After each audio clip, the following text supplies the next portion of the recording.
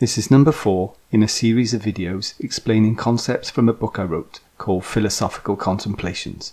There's a link below for you to download it if you like. In this video, the big question is, did everything come from nothing? So this is like thinking about the Big Bang, how all the elements were made that make up the universe that we see. What was it like before that happened? Was there nothing? This brings up thoughts of beginnings and ends. These are useful concepts for us, but they're not real. There are no real beginning and end points. For instance, we say the year starts in January and ends in December, but it's just what we've created to measure the passage of time. We use measurements to gauge portions of infinity. It's an important thing to understand. There is no true separation between things. There are no things, no separate entities. There is an appearance of separation. We can name a number of colours in a rainbow, but it's really a spectrum of colour. The colours are not truly separate.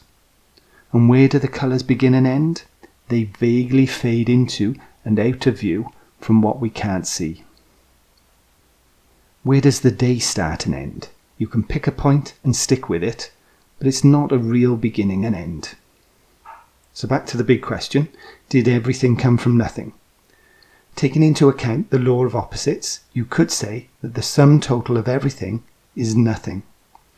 All the opposites add up to nothing.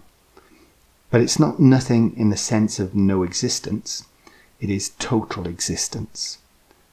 The universe expresses itself like an oak tree from an acorn.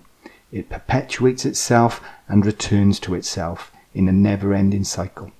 And throughout its expression of separateness, it remains eternally whole. So what was before the Big Bang?